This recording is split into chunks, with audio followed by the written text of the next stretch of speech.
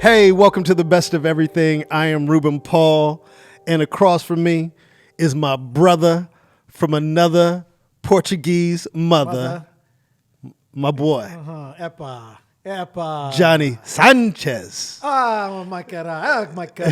What's up, brother? All right. How are you? No, how are you, Ruben Paul? I'm good, man. I'm much better. Yeah. Johnny is alluding to my visit to the... Yeah, we're going to talk about this. Yeah. Here's the thing. I posted that on Instagram and ultimately on Facebook because my Instagram and Facebook are connected. Yeah. Without even thinking. Yeah. So I'm in emergency. React. Oh, well, tell everybody what you posted. Well, I posted a photo of me in emergency. I went to emergency and I was in bed. Yeah. And I was in pain and I was bored all at the same time and just snapped a photo, not even realizing that I was putting it on my IG story, and then how it circulated in. So you only put it on your story? You didn't put it? I didn't post it on my actual page. I didn't. Oh, you I didn't? just posted it on my IG story. Got it. Okay. And then and it went to Facebook. It went to right? the Facebook story because Facebook has Facebook story now. Right. And wasn't thinking twice about it. Forgot all about it. Didn't even realize I did it.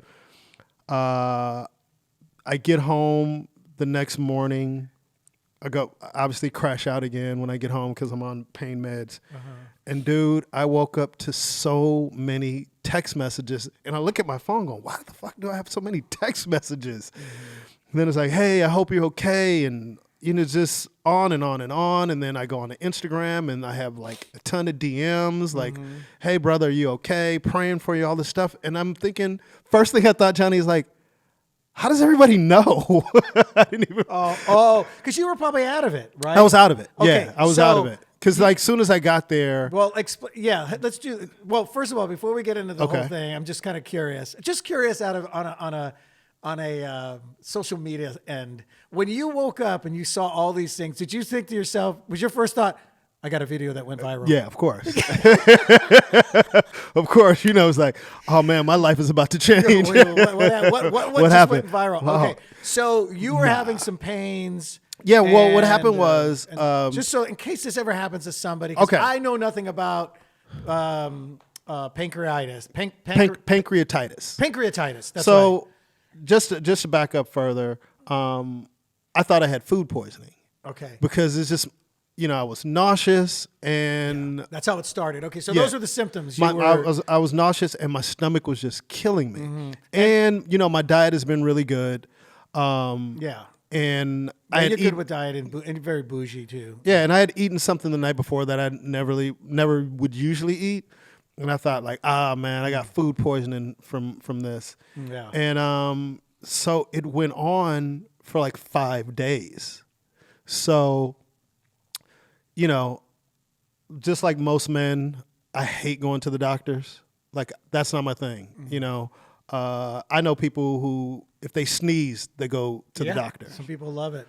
And me, I just, I'll go get my checkups and stuff that I have to do.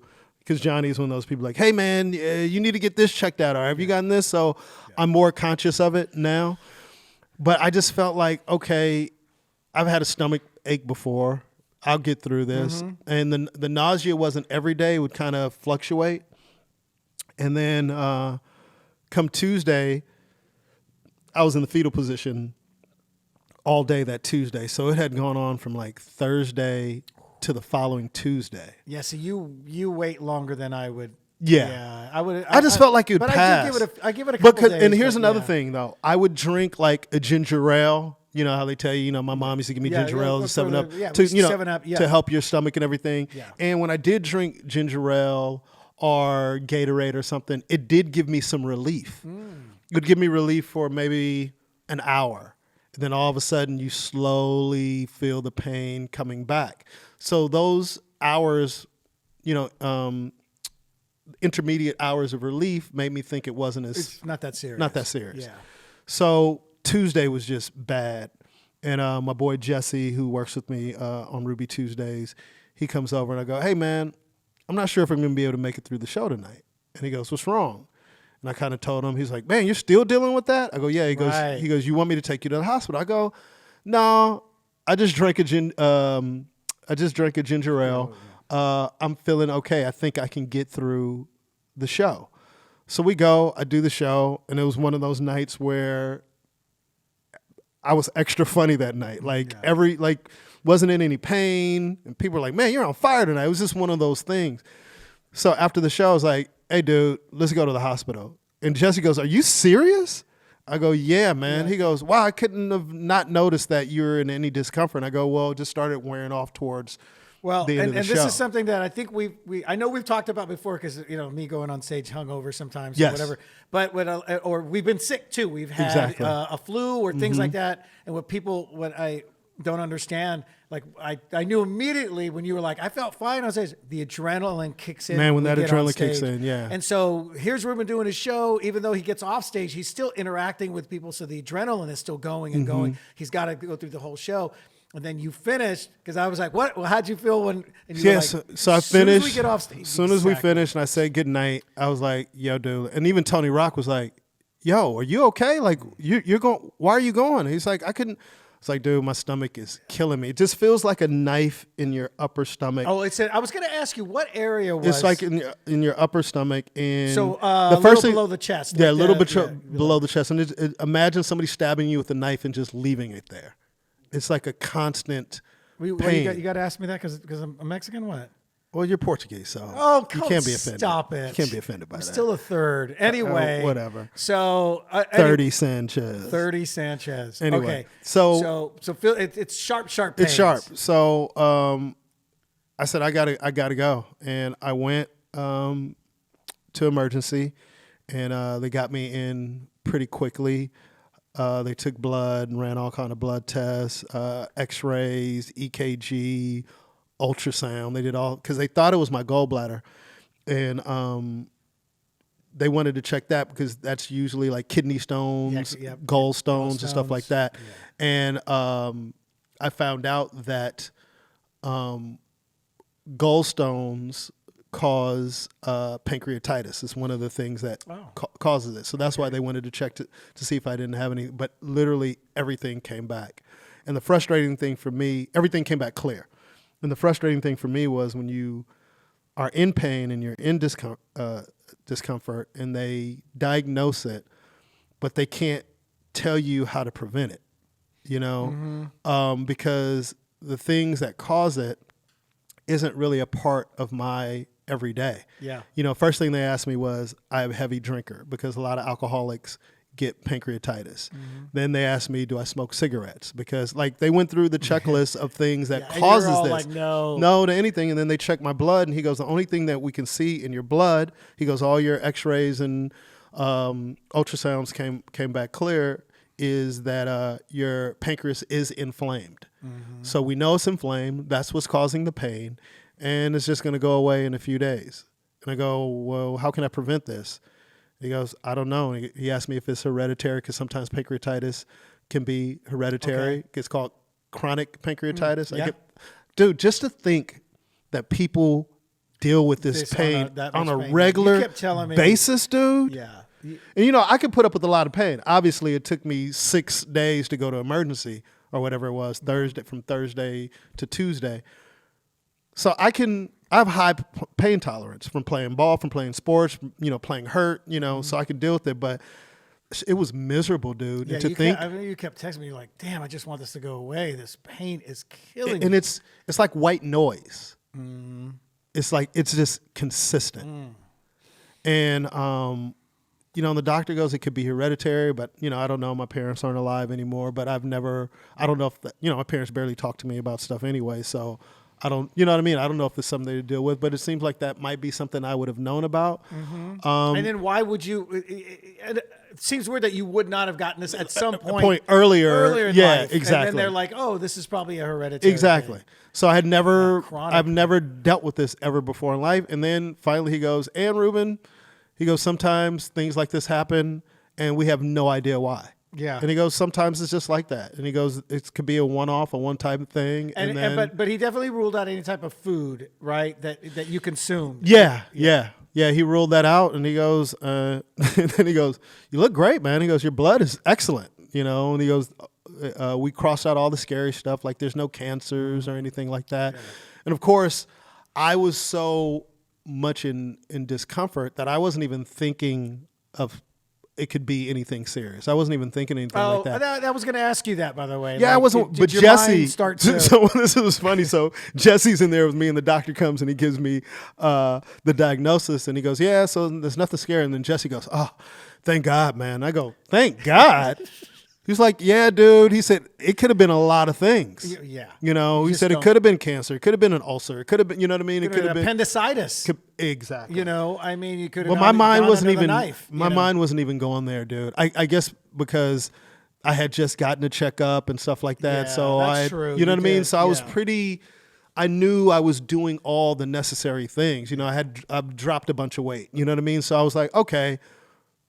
That's why food poisoning was the first thing that came to my mind. So it is. The official diagnosis was acute pancreatitis, and then of course I've talked to other people who've had family members who've dealt with it, who've had their gallbladders removed, who've dealt with this type of stuff before, and man, it's just the things that we take for granted, and we hear people say this all the time.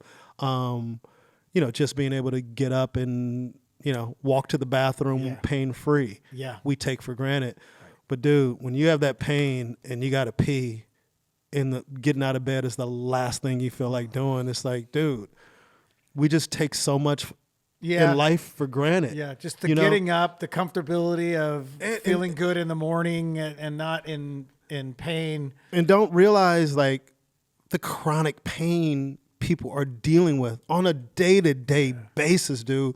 Never even crosses my mind. I had a friend who shared a story with me about another friend that he had that had some type of medical condition that kept them in pain, and they ultimately committed suicide. And he told me when they described to them the amount of pain they're in on a daily basis, he was like, "Ruben, I don't condone suicide," but he goes, "I understood like what it must be like to just almost 24 hours a day in pain. Like I was miserable, and that was just, and it was just pancreatitis. Nothing serious. You went on the road, which I shouldn't have done. Right, but you did the work. You wanted to get the work in, and that may, who knows, maybe that prolonged it slightly a little bit. I think it did because my doctor told me she was mad that I went and did the gig. She wanted me to cancel my gigs, but again, I don't like canceling shows, man. It's very difficult to cancel shows because we love what we do so much, and then we know what a hassle it is for the clubs, and don't get me wrong, the club would have understood if I canceled. Oh, totally, dude. But I just felt like I needed to do it. But I get to Arizona, I catch my flight, I get to Arizona, I'm not feeling well on the flight. I get there, take a pain pill before, and I had never taken pain pills before either, which was interesting. Yeah. They gave me something called Norco. And I took a pain pill probably an hour before I was going to go on stage, and it kind of subsided the pain. But within 5 minutes of me being on stage, I was completely wet. Yeah, you were telling me just drenched, right? to the point where this lady in the front row goes, "Are you okay?" And I'm just wiping sweat. I mean, it's dripping from my arms. Oh. That's how sweaty I am. Now it is Arizona, and I go, "Oh, it's Arizona," but I'm inside of a club. I'm indoors, The AC on. The AC is on, and I'm just pouring sweat. Oh, and let me ask you this: on something like that, where you could not get the sweat to stop, did you cut out at 45, or did you actually go a little longer? I went a little longer because I slowed my pacing down, and I think did that help a little bit? It did help, and I also wanted to explain to the audience what was going on, and it felt a little bit like I was pandering, but I kind of wanted them to know, like, I'm not on crack or something. Like, I'm not, you know what I mean? When you see people sweating a lot, you go, "Man, that dude is on drugs." Well, we know some comics, yes, who indulge in certain things, yes. and they're up there just pouring sweat because it's coming out of them, and I know, I've always told you, I always sweat the most when I'm hungover. The day after drinking, I'm sweating the poison. Toxins. Yeah. And actually, I would say I think the doctors got it slightly wrong. You should have been diagnosed with chronic pancreatitis because you always smoking that weed, motherfucker. Oh shit! And you know how to slide that shit in, boy. This always got to bring. But here's the thing. Chris isn't even paying attention. Here's the irony of it. That was one of the only other things that gave me relief is when I smoked some weed. It would the pain would subside, which is something that I've been really wanting my dad to get into because and I'm talking about the CBD. What is it? CBD oils. And there's edibles that he could take. Speaking of pain, my dad has he doesn't want to do the knee surgery because he's 84. And there's a chance of a stroke because of his age. Oh, okay. So he doesn't. Once he heard that, he's like, I'm not getting the knee surgery. Yeah. And then he also has a bad back. I remember you telling me about the back. So he's got arthritis in his back. He's got. It would help him so much, man. Like I'm not a doctor. He takes some Tylenol, whatever. So in the morning he wakes up in pain and he'll take his Tylenol, whatever. And he said, and then about 30 minutes later he's fine. Mm-hmm. And through the day he can get through it. It's just a little bit of pain. But man, I've been explaining this to him. I go, Dad, because he's so paranoid. This is what we're going to do. We've talked about this. So in November, because the Raiders only have 2 home games in September, and then they're on the road until November. So we should plan a trip. By the way, the Raiders have the toughest schedule this season. Yeah, we do have the toughest schedule this season. So what we should do is choose a date in September. We'll go to a game, but we'll go see your dad and hang out with your dad also. You mean in November? In November. Oh, okay. Yeah, so look at the schedule. Try to find something. Yeah, so look at the schedule and I kind of set it up where I'm off most weekends for the games. I kind of did my schedule around it. Yeah. So just check your schedule and see what date in November Here's what you can go on. We could always do something like still work out here Friday and Saturday. Maybe go to the game on Sunday, and then we can stop on the way back. Maybe. Okay. I mean, we could always do that too. You know what I mean? I do want to spend some time with your dad, man, so I can get some more stories to dish on the podcast, so everybody could know. And then all this stuff. You're gonna hear about the star athlete. You ready to hear all this? Then I'm gonna hear all this stuff. You ready to hear this? Yeah, but Johnny, I mean, he could have beat that guy. Oh God! I hear all the stuff Johnny leaves out because Johnny tells you what he wants you to know. So your dad is gonna fill in a lot of blanks, man. And I've been taking notes too. Yeah, so, but I've been asking. I can't wait to talk to Papa Sanchez. That you bring up, and he'll just be like, "No, you were good, man. You listen. That was his main thing. He goes, "Man, you listen. If I told you to do this way, do it that way. Yeah, not just boxing, just anything." And then what I'll do is I'll talk to a friend of mine that's really knowledgeable about managing pain medicinally through marijuana. And get some stuff and bring your dad. So we'll drink, smoke out a little bit, rub some oil. We'll do it up, man. Me and Papa Sanchez. That'd be hilarious. So, and we can sit and watch comedy together because Johnny's dad loves to watch and critique comedy, which is yeah, man, it's the best. It's the best. Johnny will call me. I'll be texting Ruben like somebody will come on TV accidentally. We just happen to be watching a certain show, and a comic will come on, and he'll be like, "Who is this? Do you know this person?" I go, "Yeah, I do. We work together." Okay, because they're not funny. They haven't made me laugh once. I go, well, the crowd likes that kind of thing. The fact that your dad will make this blanket statement just sums up everything. And then my favorite part was this one comic was, just kind of rambling. You know, it's the style. It's their style. It's the no. And then I came here, and I came over there. Oh, then he came over here. Whatever. And my dad's like, yeah, man, what? Never takes a breath, huh? And then and it didn't make me laugh once. And I go, yeah, okay, Dad. And then he's like, I go, well, we work with that comic at the library. Oh, well, please do me a favor and tell him, they thought about being an auctioneer. Because I think they'd be a great auctioneer, but comedy is not. That's your dad. But the thing is, your dad is telling you to tell them that on his behalf. Hey, Johnny, do me a favor. When you see him, tell him I said it. He literally wants me to tell who when we run into that person. What my dad said. Hey, man, by the way, my dad said. My favorite was years back. Remember when he first saw Fluffy? Yeah. And he was like, okay, hey, he seems really funny, but how come he's giggling after his jokes? I go, it's just his thing. He does his little, you know, whatever. Yeah. And my dad's like, I can't stand it. I can't stand it. Do you know him? Yes, I know him. Do you ever see him? Yes, every now and then I run into him. All right. Can you tell him that if he stops the giggling, I'll watch him? Okay. I'll make sure and tell him that. Just for you, Dad. Yo, that's one thing. Just hearing your dad, I mean, you having conversations about how similar our fathers were. Yeah, very similar. Man, and it just hit me at this moment. I never thought about this until this moment. I would have loved for my father to be around during my comedy career and watching him like learn what comedy is, and then watching other comedians and just learning about the art form and forming his own opinions. Because I'm sure his opinions would be hilarious, just how my dad was. And I think it'd be similar to asking me to tell people certain things. I could totally see my father telling me to do that and asking people, like, ask him why he said that. Like, you know, ask him why he said that. Yes. You know? Yes. So, yeah, it just made me think of him. We still got to work on something with the, remember we were kind of going back and forth, and then you come on going, you know, what are you doing with the stand? And then you're like, I got a standing O. Oh, standing he got a standing O. No, he big shot now. He got standing O.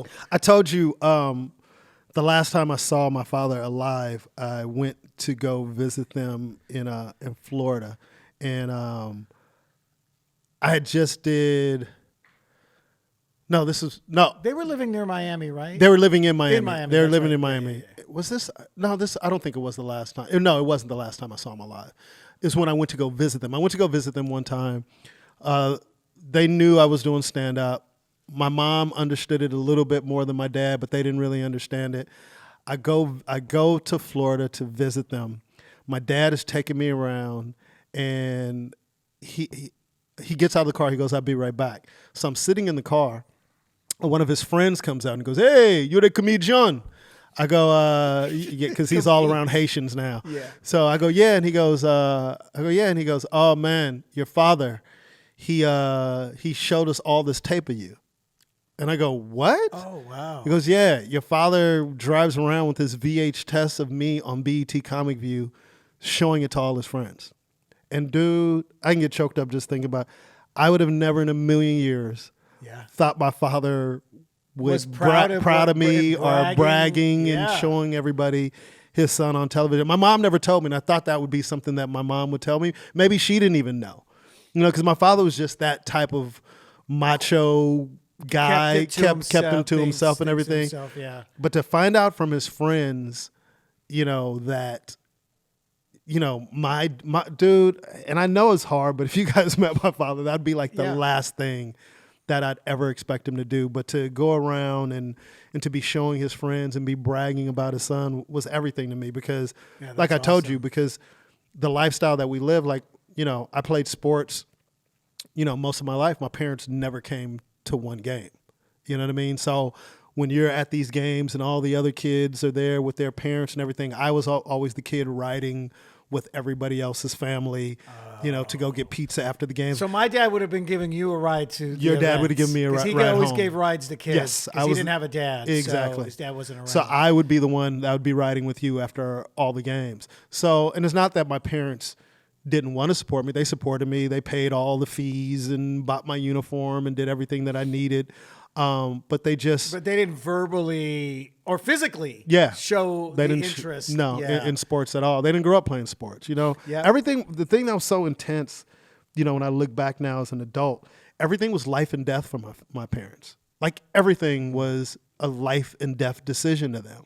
And so sports just seemed probably trivial to them. Very trivial. You know what I mean? But they knew it was something that I needed. They figured that out enough, because that's where a lot of my friendships came from, playing sports. Yeah, absolutely. And people used to ask, like, "Hey, why did your parents ever come to the games?" You know, because I had a mom and a dad in the home. You know what I mean? And you would think, even in high school, dude, you know, being recruited and everything, they never came to any of those. So fast forward to me doing stand-up comedy, and it's not that I didn't think they were proud of me. There was just never But it was unknown to them. Yes. They didn't know anything about the entertainment industry and nothing. stand-up or any of that. Nothing. And I'm wondering now, Rube, if maybe this is just a thought, but them not going to your events, do you think any of it might have happened to I don't want to use the word embarrassed on their part, but do you think that they were self-conscious? Do you think maybe they might have been self-conscious knowing they're going to go to this event? There's going to be all these other parents. Everyone's going to be talking, and they didn't know anything about what's going on. They don't know the sport. They don't know the rules. Never thought of that. And You're right. They have the accent, and in that area, you said there's nobody else that had the Haitian accent, right? Wow, I never thought of that. So maybe there was a little bit of this. Sometimes immigrants, people as parents, they don't want to really get around the other parents because they're worried about embarrassing themselves. I never thought about that. I mean, it just sounds to me like that could have been part of it You're too, right. because they didn't know anything. I think you're right, because you got to understand, as a child, we don't look at our parents as normal human beings, like as a man and as a woman. As a man and a woman. You know, and one thing that I did notice when I went to go visit my parents in Florida, because right when I graduated from high school and went to college, my father packed up and went to Miami. And it wasn't until I went there, kind of on the same trip. Wait, how old were you? And they moved when I was 18. Oh, right at 8. Oh, geez. Yeah, they were like, when I went to college, my father was like, I am out. Okay. He was like, he packed up, and my mom didn't want to leave.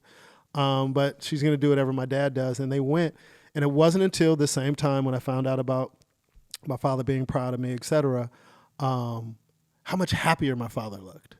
When he was there, because now he can go. He was around Haitians. He can go to the bank, and there's somebody at the bank that speaks Creole. He can go to the store.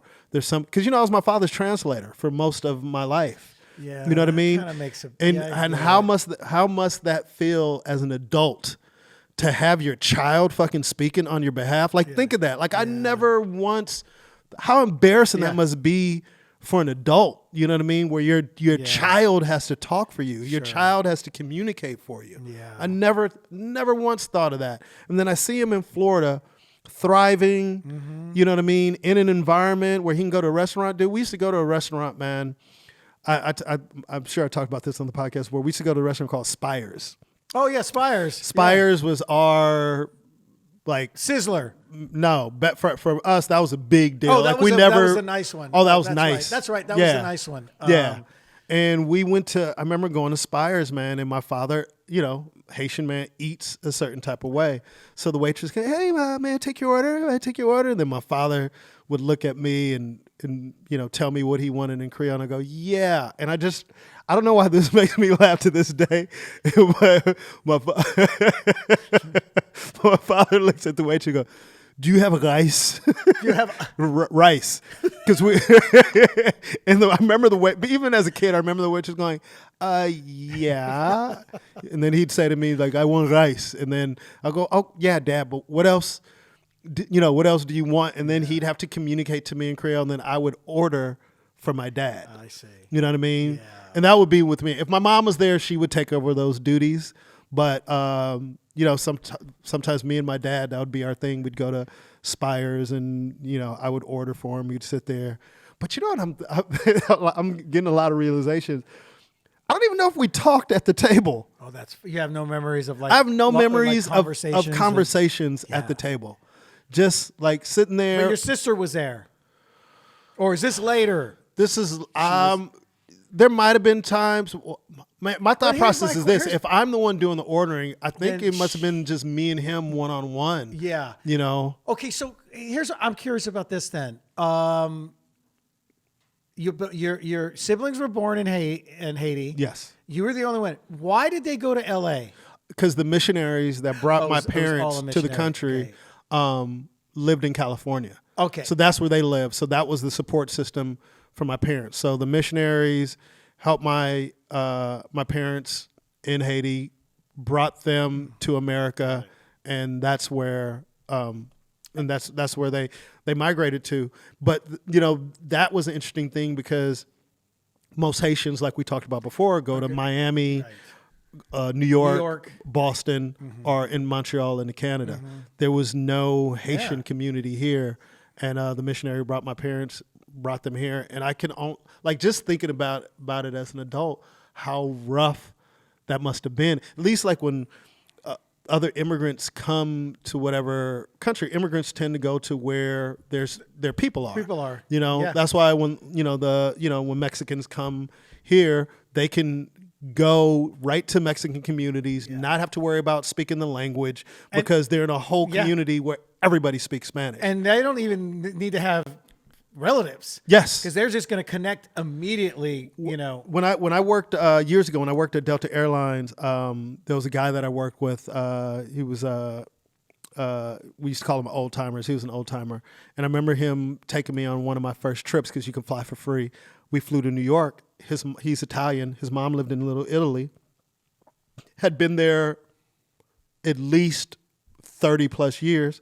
Didn't speak a word of English.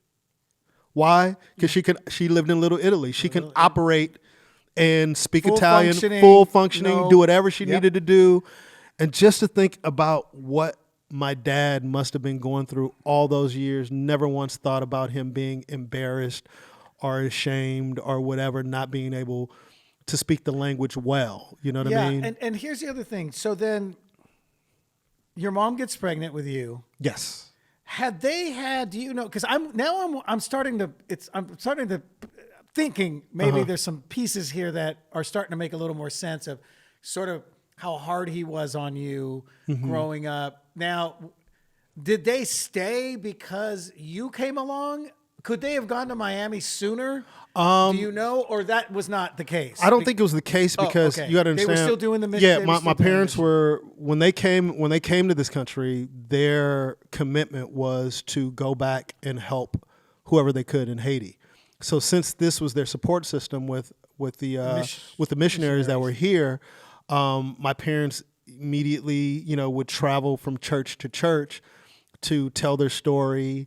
And my father would preach. My father was a minister, and my mom would translate for him. So my father would preach in Spanish. Preach in Creole, and my mom would translate. So here's the interesting. My mom spoke French, English, and Spanish all fluently, self-taught Spanish.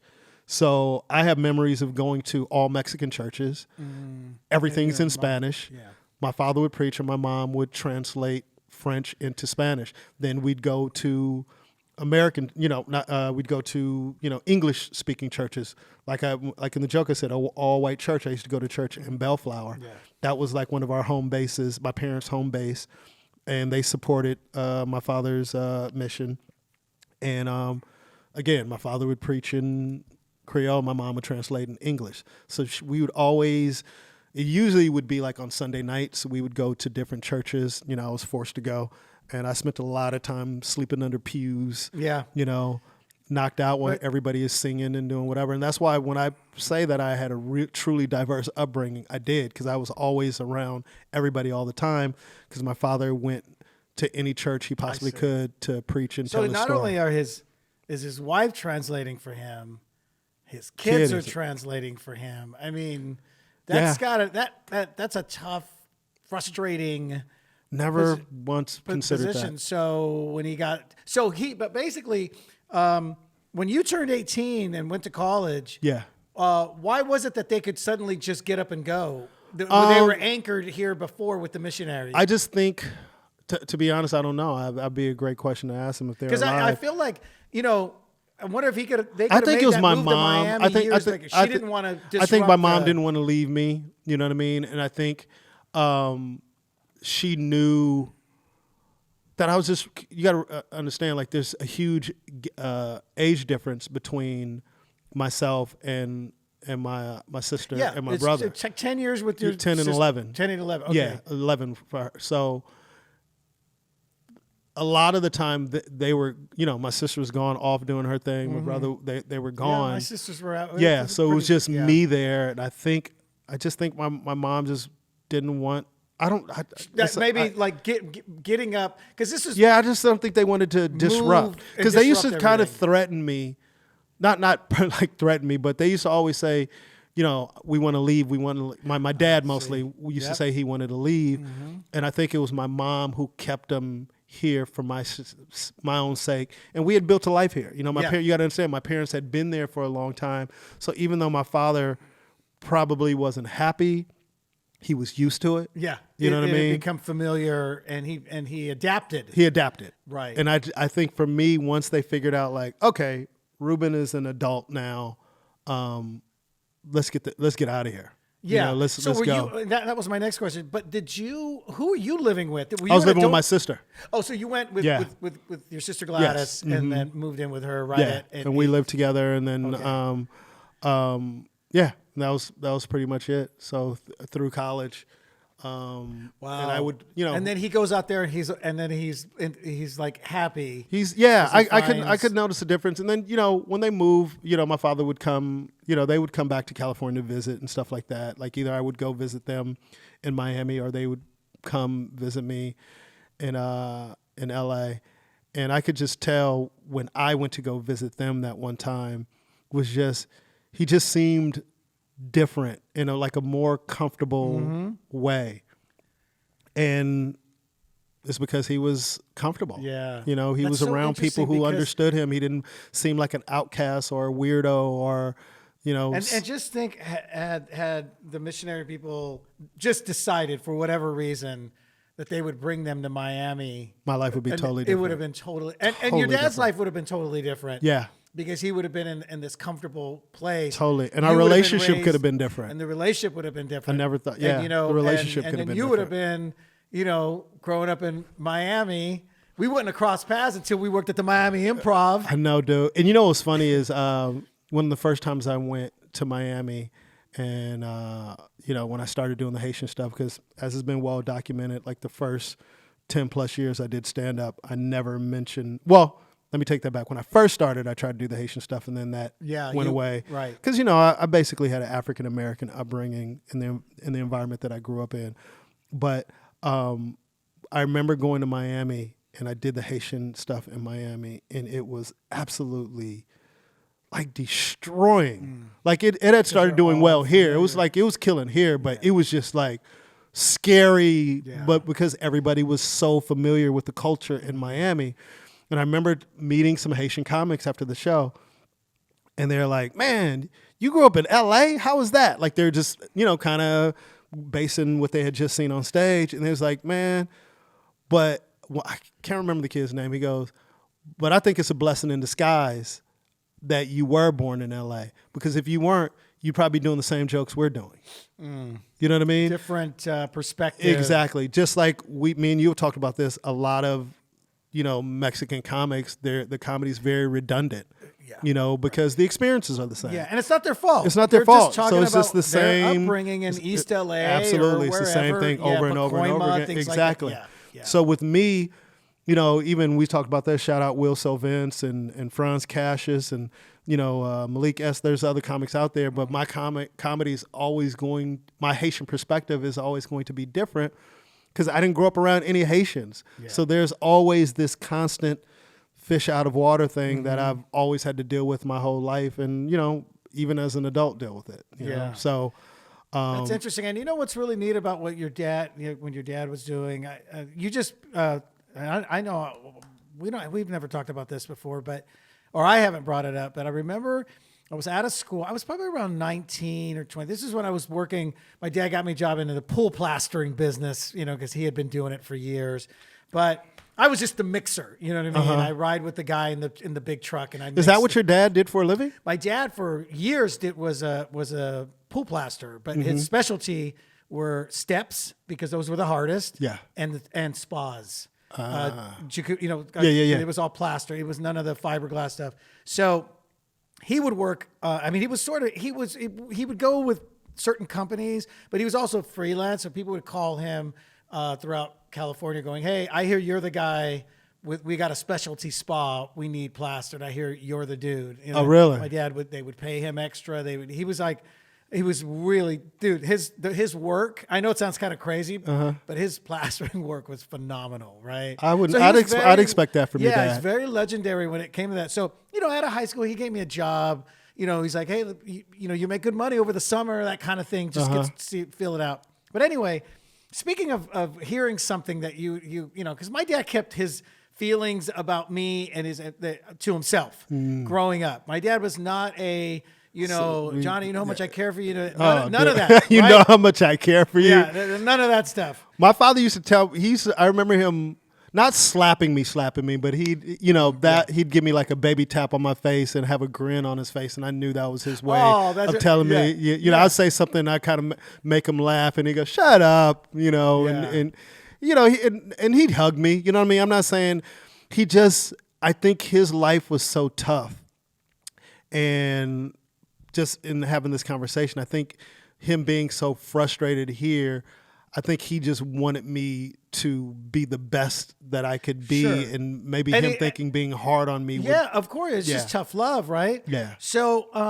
so one day we pulled off with the big cement. The big mixer truck that it had all the sand and bags of sand and cement, and then they got a big mixer in the back. It's a huge truck. I can't remember. I don't even know what size ton it is, but anyway.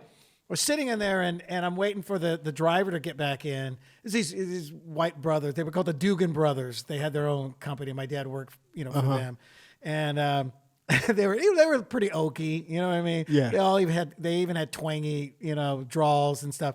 And so I remember we were parked, and I see this old man across the street. He'd come back from a grocery store, and I can't remember if the he had big cans of peaches and apricots and things like that in the cans, but they were those huge cans, right? Mm-hmm. And they fell out of the bag or something. I can't remember. But he kept trying to pick up another one, and it would fall, and he was just too old and too weak. And I'm looking, and the guy Howard was getting ready to leave, and I go, "Hold on, Howard. Look at that poor guy out there, man. Look at the man over there." And then, Howard was hilarious. He was he wasn't that old, but he was, he was like, yeah, and I go, he'll figure it out. He'll figure it out. And I go, oh shit. So I jump out of the truck and I cross this busy intersection and I run over there and I help the man take the cans into his place and I came, and then, running back over the thing. And I'm, in a hurry, and I felt bad. I was like, he's going to give me shit for holding us up. It was time to go to the next pool. You know what I mean? Yeah. And I get in, and then I was like, sorry about that, Howard. And he goes, well, man, you're everything your dad said you are, aren't you? And I go, what? He goes, wow. Oh, man, he talks great. He says you're one great young man. I go, what? My dad? Wow. So you made me think about that, dude, because he never said that to me. Yeah. But here he was telling these guys that he worked with that I was a good son. I was a good guy, you know what I mean? A good young man. But you never would have thought that. I would have never thought that, dude. From my perspective, from the first day I met your dad and just the stories that you told me, I know that he's proud of you because no dad would invest the type of time and energy he invested in you if he didn't, if he wasn't proud of you. You know what I mean? Sure. It's like he did those things, those long drives, even when he didn't talk to you on the way back. He's just shows the fourth daughter, all that stuff is just, our parents, they were just different. They didn't communicate the way. And you know what's interesting about, we try to, of course, and maybe someday if you have children, then you'll know what but of course, I have a daughter, so it's a little different. Yeah. But if I'd had a boy, I think I still would have definitely been a more affectionate. Absolutely. Of course. But it's so funny, dude. B will not say "I love you" back. Really? To any of us. Really? None of us. She will not do it. And we're like, "Love you, B. I know." No. I wonder where that comes from. Sometimes she'll ever like, B, tell Dad you love. And then she just smiles. Her grandparent, her nanny, them, I love you, honey. Love you, darling. And then she's like, okay. Okay. And we ask her to say it back. She will not say it back, dude. And what's weird was she was saying it when she was around 3 or 4, but she right around 5. She's almost 8. Mm-hmm. Right around 5, she stopped and doesn't want to and hasn't since. That's so interesting, right? Like, and then I'd see these other kids You know what I mean? Yeah. Okay, babe, give me that, honey. Whatever. I love you. Love you too, mama. Love you too, daddy. I'm like, this girl already. Not doing it. I just love it because B does her own thing, man. Already. She does her own thing, and I like the thing. Very independent already. She's very independent, and I just like that sometimes with you, she's like, enough. Enough that. And then I look at her and going, finally, someone who feels my pain. Someone, B, I love you so much. You don't even have to say it back. Somebody who feels my pain, and you can't bust her balls because that's your daughter. Exactly. So she can just like, oh, no, leave me alone. And I go, I feel like saying the same thing. Oh, man, that's what I love. B's my girl. And I told you again this time, over summer, she would walk over and grab my nose because something about my breathing drives her crazy. She hears something, and I go, I'm not even snoring. She goes, it's just the way you breathe. It's just Dada. You're just, It's what was it I was going to, what was it she did this last time that I was going to, darn it. Shoot, I had it for just a second. Maybe it'll come back to me. But she's definitely down her own. Oh, I know what it was. I told you I put some pounds back on. I was doing good with the diet, but with being around B, man. Well, kids, man, it's chicken fingers and French fries, man. Chicken fingers, French fries. She wants, I get her cookies and crackers. And I know you when you see those cookies. Dude. She's asleep. You're like, well, she won't miss a couple of these cookies. Killing me with these cookies. But she noticed that I had put a few pounds back on because she kept going like this. Chubbo cheeks. And I know that made you Chubbo cheeks. Hey, don't say that. Yeah. Don't say chubbo cheeks. I'm like, B, it's not that bad. And she starts laughing. Chubbo cheeks. So I got to get back on the diet because of her. But what a great visit it was. That was with your parents. What do you mean? When you took her to go see your parents? Oh, absolutely. They got to see her twice this time for like a week straight each time, which was. And how is she with your dad? Oh, she plays a lot with my dad. Yeah. Yeah, she's really comfortable. Sometimes I feel a little bad for my mom because my mom doesn't have that personality where my dad does. He knows how to play with kids really well. My mom's just she's very reserved, but no, her and my dad, man, like but that's cool. But because I kept telling my dad, I said, be careful when you start because, man, she has energy. She's going to go. All kids, once they start something, it's like, let's do it again and again. And then my dad started doing this one thing with her and playing with her feet and stuff. And then after a while, she kept coming around. And then my dad looks at me. He's like, okay, bye. It's like, I'm the grandparent. I'm tired, dude. I'm clocking out. Clocking out, B. He's like, okay, bye. Thank you. Thank you. And he's like, I'm tired, Johnny. Get her out of here. But he's 84, man. He's 84. Dad, dude. He can't keep up with all that. So let's make a point to we choose need to make game. The visit. Yeah. You let me know. You tell me. I'll look at their schedule. Look at the schedule. You tell me what game you want to go to, and then we'll go up and visit with your dad. But that's great that you remembered that somebody told you something. Yeah, dude, I had not remembered this until you just said about your dad driving around with the VHS tape. We just had those type of dads, man. Like and just to be clear, I've never doubted for 1 second that my father loved me. Sure. Ever. Right. Like I knew, and I could count on my dad in any situation. If I told you, my dad socked a teenager. I remember. I love that. Who was bullying me. Yeah, he was bullying. You know what I mean? Yeah. He came home. He didn't wait for no explanations. He don't know if we were just playing. He just got up and saw somebody who was way older than me bothering me, and like, Dad, you can't sock a teenager. Did he slap him in the face, or was he socked him in his chest? Oh, he punched him in full on grown man punch. Right in the chest. Oh, the good old days. And what's funny is homeboy went from a thug to a child like that. Just like that. And we all knew that he wasn't supposed to do that. Like, Dad, even as a kid, I knew it wasn't right for him to hit another kid. Yeah. But and how old was the kid? About 15, 16? No, I had to be in like 9 or 10, and he must have been like 17 or 18. Oh, so, yeah, he was almost yeah, an adult. My father socked the shit out of him. And he didn't even put the car in park. I told you that remember you story. telling me, He pulled got in. out the car, dude, and didn't even put it in park and came over. And I saw him coming. I don't know why the guy didn't see my eyes get so big because his back was turned. My father turned him around and said, "Don't hit my son." Bam! Right in the chest, man. But he wasn't. He was, dude. My father was no nonsense. And I bet that kid never bothered you again. Never bothered me again. Yeah. Yeah, never bothered me And again. see, this is why the shit like this should be okay. Yeah. And this is why they What does your did it dad? back What in- does your dad always say? Kick his ass. ass. Kick his ass, man. Kick his ass. Are you having a That's how problem with somebody? Johnny's father solves everything. He with, solves everything? Yeah, We just kick kick his ass. And he has a point. Man, I always, Get it you know, over with. Like, you take know, him outside. me and my boys just say growing up is like sometimes an ass whooping is needed. Dude. You know, It just- I really grew up like thinking like that. Like sometimes it's like, oh, this guy, this comic, or this person has never had their ass kicked before because if they did, they wouldn't be so reckless in the way that they speak to people. Yeah. You know what I mean? It's Yeah. like, oh, totally, man. me and you been in fights since Yeah. we were kids. So it's like, let me not say that because I can get punched in the mouth for this that. guy might take me out. Yeah. I better be careful the way I talk. Exactly. to And him. that's why when some people goes like, yo, dude, I'm not the one. Like that phrase, I'm not the one. Right. It's like, Yeah.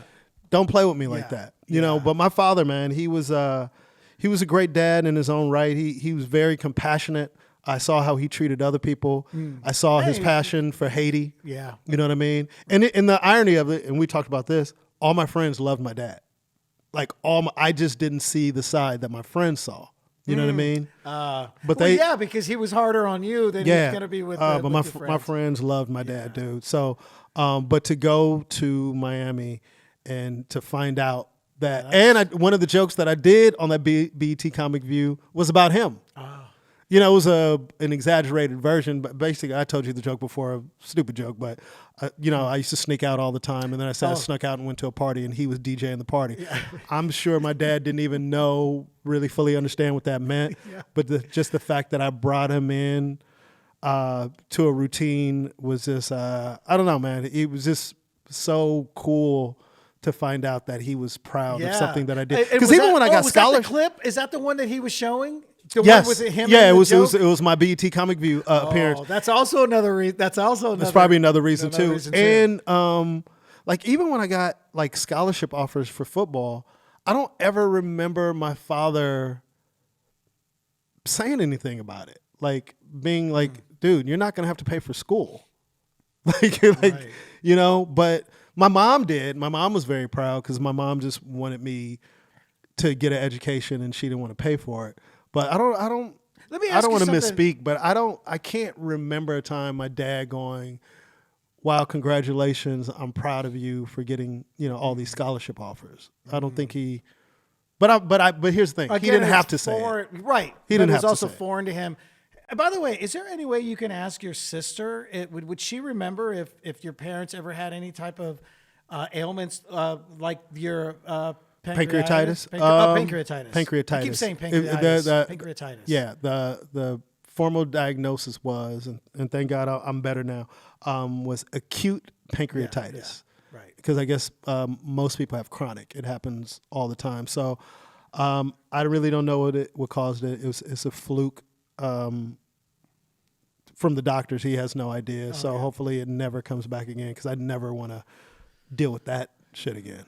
Yeah, dude. Yeah. Well, I'm just glad you're, and just know, because I was shocked that you posted a picture in the I was, hospital, dude. I don't even. I really was. Yeah. And the fact that you you didn't look. I didn't even you didn't remember, look awful, dude. but you weren't smiling. Like if you had smiled, Yeah. that changes the whole everybody's perspective of the Yeah, pic. I just remember being in the bed. I remember them Just taking like this. Yeah, they took a bunch of blood, and I just remember I was kind of just sitting there Yeah. in discomfort. They hadn't given me any morphine yet or anything.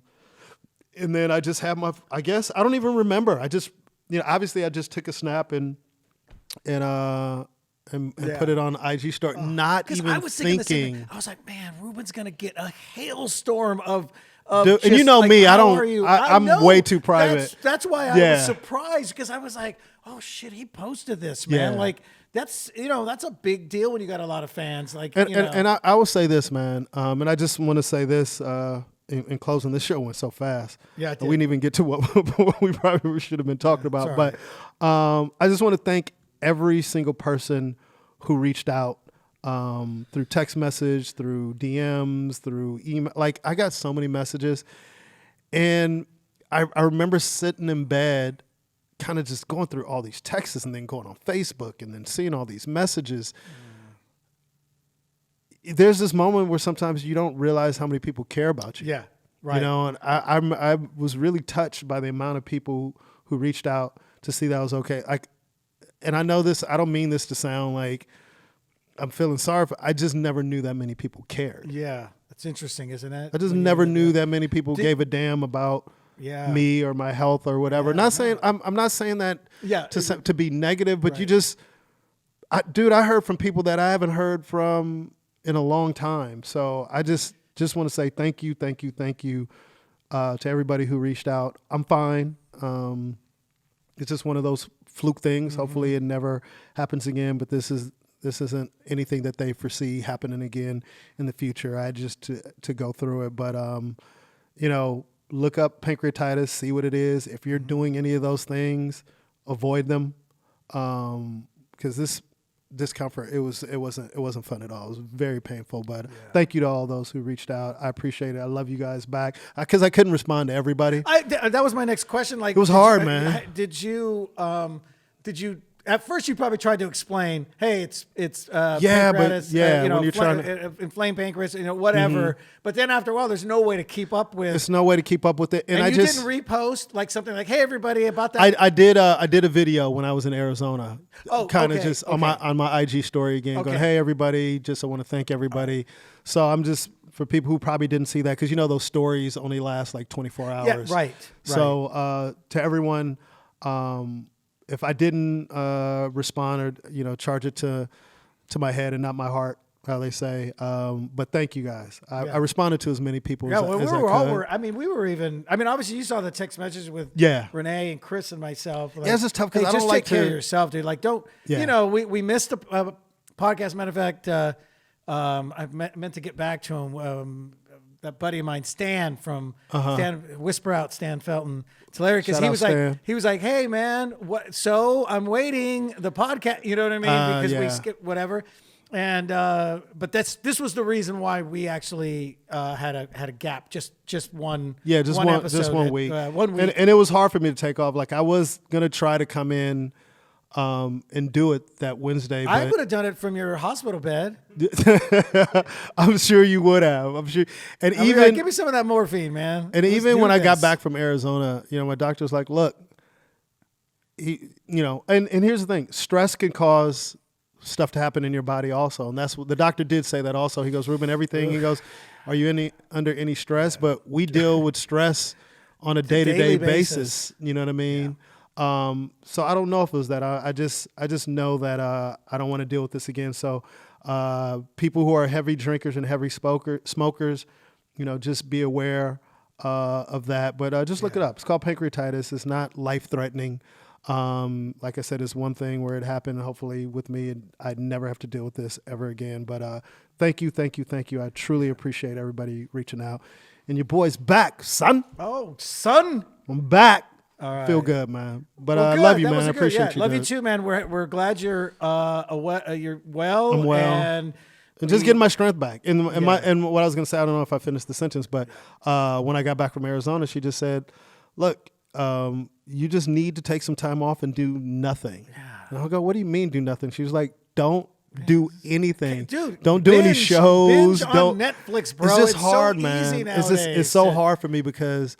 Johnny, we're on a mission. We're in the middle of a career, and we make a living when we work. Like, we don't get sick days, And I have goals that I still want to accomplish. But the big picture is, don't make yourself worse to set you back even further.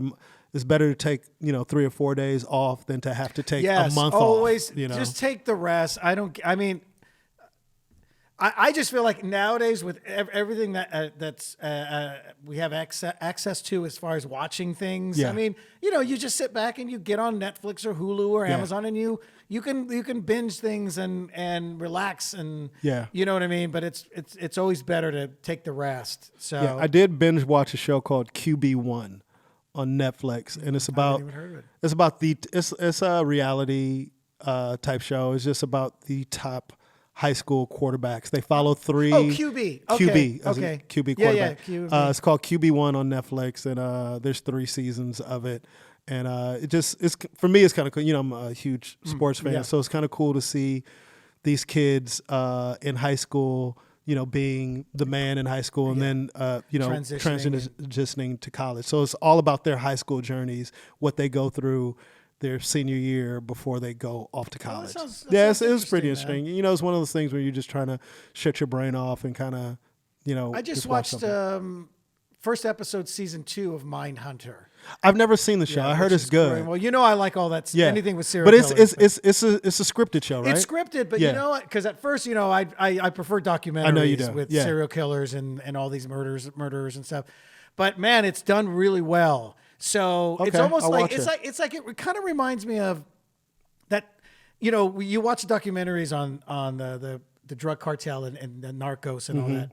And then that series came out. Yeah. And I was like, well, there's no way this is going to touch what I've already watched and that show is so great. It was. Yeah. So it's kind of like that. Like they do such a good job. Okay. It's funny. I was scrolling by and I was like, I don't know if I'm. But I didn't finish the first season. I watched a few episodes of season 1, which I enjoyed, but I happened to jump on this one because of what they were getting into, and I was like, dang. So I had to. So I think I'm gonna have to go back and just finish season 1. Got you. I don't know if there's I don't even know if there's a connection or they. So well, you know me. There's no way I can jump from 1 to 2. I have to watch every episode before I go to the next. And you know what movie I watched the other? Because I was why was it that I can't remember what it was. I had the night. I don't remember.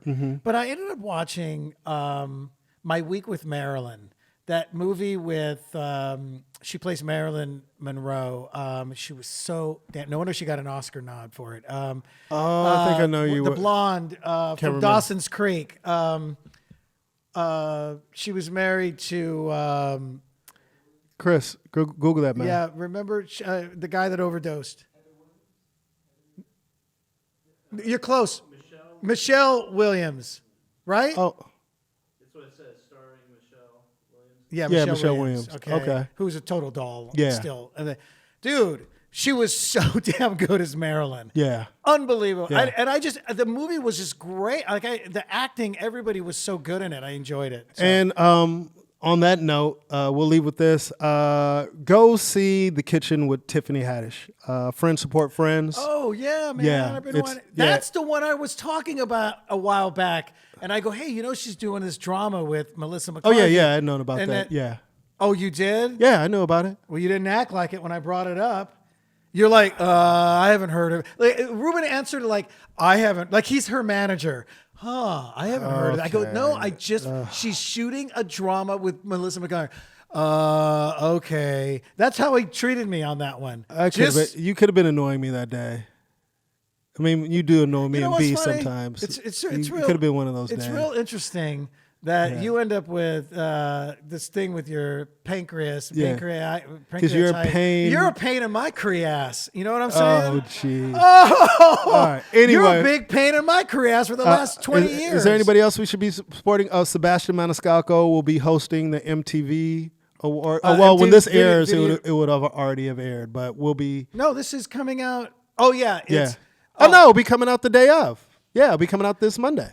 Yes. Yeah, so watch Monday. Watch Sebastian Maniscalco on. I've been helping him with his monologue, so he's definitely. Well, maybe I won't watch. Have you stood in line out here, guys, to get in line with the awards? I'm proud of everybody, any friend that we have that's doing well. So Tiffany Haddish in the kitchen. If we forgot anybody else. To support, the comics who are doing the awards. Watch it tonight. Yeah, basically, watch it tonight. And go see The Kitchen with Tiffany Haddish and any other project that any And of our watch friends- Ruben Paul at the Laugh Factory Yeah, all the time, as well as myself. Yeah, Ruby Tuesdays every Tuesday night, Ruby and we have Tuesday a every great show tomorrow. So get your tickets, Ruby Tuesdays every Tuesday, 9:30 p.m. Hollywood Laugh Factory, and good to be back, brother. Yeah, man. I'm glad you're back and you're good. All Even right. though you're a pain in my creasse. Okay. Anyway, check us out on iTunes, Google Play, Spotify. Are we on Spotify We now? on Spotify. Woo! We on Spotify, motherfuckers? Yeah. So Yeah. really, What's do up, you, motherfuckers? do you have to say it like that? Anyway, check us out wherever you can find. The only thing I'm missing is a toothpick. Wherever you can find podcasts, look for the best of everything with Ruben Paul and Johnny Sanchez. We out. Ruby motherfucking Tuesdays. This show is all about diversity and bringing everyone together.